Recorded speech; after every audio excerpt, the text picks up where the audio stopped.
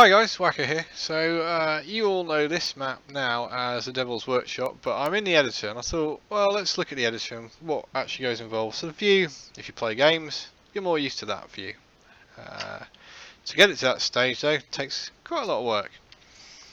So when we get the template map, you get some basic entities, so you might get these nodes here and there, which, you know, for your spawning or your players.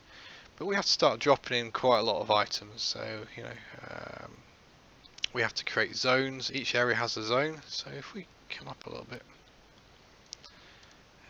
we have a zone that encompasses my first area. So my first area is made up of this large rectangular area here, and that's zone 1. As we turn the power on and open doors, it starts to enable other zones. So when this door turns on the power, we enter a new zone, and so on. And that's the way it works. Every item that you see has to be placed, whether it's a brush being drawn or it's an FX dropped in. So just for this little area around here, so we've got a couple of models. We then got a number of lights, a light per tube here. Got an FX, which is on per tube. So that FX creates that effect there, same on here. We then have some smoke effects going on here. Then we move on a little bit further. We've got a light with two lights, or three lights going on here, three light FXs rather, and that's what's giving the lights going both ways, and the sort of pulsating glow as well, which gives that sort of fiery effect in the middle.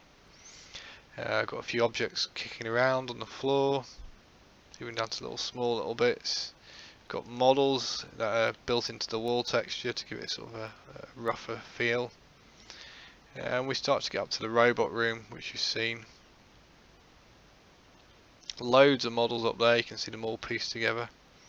And what you probably don't see down here so often, beneath the fog, can't see them very well. Gosh, it's a big room. There are actually quite a lot of effects down here. Can be smoke and fire and so on. So if you fall that way, you will experience it and see it. I'm going to do a bit of a play as well now. I've got my new 1070 graphic card, so that's a must. Where am I, my robot?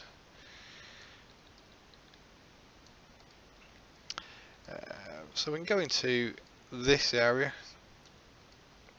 Again, we've got various things. So the rail tracks, they're a bit annoying to get over, so I actually got a sloped clip just to help you get over them properly. But the problem was before the player would get stuck on them. You can still get slightly stuck on them.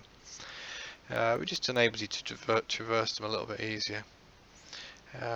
Where we actually have a metal chain link fence, to make a fence, yeah, sure, you can put the fence up, but there's a bit more that you need to do. So we have these sound brushes here, the yellow ones, and we have a sound entities, and that means when you walk into it, there's a trigger bump that goes on, and it gives you that clinky effect as though you've walked into the chain link fence. The same with the burning barrel. What you see there is made up of a number of items, a couple of lights, fire effects, and a sound entity to give the crackling effect. And we have various other things going on. I think it's just important sometimes people have to think, you know, what goes into a map, and this isn't even finished. You know, I'm probably going to have it in a state where you guys can play it shortly, but I haven't play tested it with anybody yet, so there's more work to go. This is one of the buildable items that I put on top of a bench, which you can see there. That, believe it or not, is a perk machine. We don't have the models for the perk machines, but it does work in game. Again, that's a model for a perk machine in there. And then we move on here. Again, we've got, like, I mean, even with the lights, you've got an FX, so you've got some moths flying around.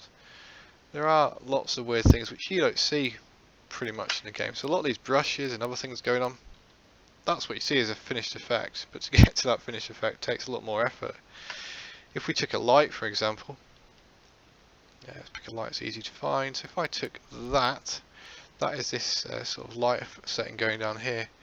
That light, you need to change the colour, you need to consider the strength of it, and there's a load of other settings. So you've got all the fall off, fall off the radius, your cookie parameters, whether it's a volumetric type light, which lighting state it's enabled on. So when the power comes on, it goes to light state 1, but by default it's actually off. You know, there is a bit of work that has to go into it, and it's not as straightforward as some people would have you believe. But that said, this is so much easier than Cold World at War, and when you guys get time and chance to access the tools, you will be able to knock out maps fairly quickly. And let's have a talk about this map, because somebody's passed comments before, and lots of people will do this. So part of this wall, although I've edited it down a bit, is from the giant map. Part of the interior of here, I can't even remember which bit, is from the giant map, but I've forgotten now, it's that long since I did it.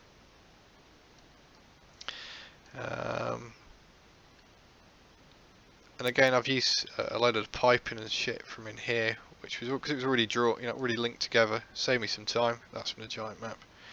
And you can make prefabs out of them, and you can just drop them in. It saves time, and which is why you sometimes see a similarity between some maps that you're now seeing in the videos. There are some really cool things going on in the alpha test, and some really good stuff. If you look for Ardvy's bus that you can pack a I don't even know what you call it now, but you can put a bus in a pack-a-punch almost. It's amazing. It's really cool. There's loads of great work. We have that's that plane that you see fly over in this map, which flies off to an entity over there. It's going to do a lot more. You're going to be able to shoot at it. It's going to drop parts. It's all to come. You will see it. There's other things that I've done in here which are a little bit strange. So I've actually encased one of my areas in a shadow caulk brush. It helps me with the way, it's a lazy way of doing it. There is a better way, but it was a quick way of me making sure that there was no light bleed into this tunnel.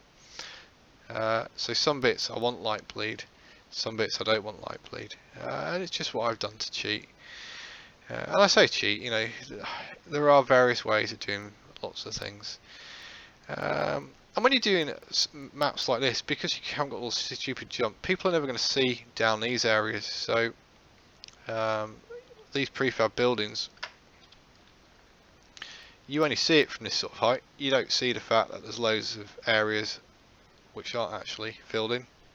I don't see a problem with that, and it's a good way of thinking about your maps. You only need to show and detail what people can see. So you've got your vista stuff like these buildings over here, but you don't need to detail in between, because nobody's actually going to get there. It's just food for thought. As I say, I'm going to do a bit more of a video, so we'll do a walk around. But I thought it'd be good just to show people that other stuff has to go on to make a map happen. And you can't just drop a model in. And even with this thing at the moment, you can use a coal map. Now, collision maps don't exist for all the models, so then I'm going to have to manually clip some models. Yeah, so I thought I'd quickly show you that, and you will see a play of this shortly. Thanks guys, bye.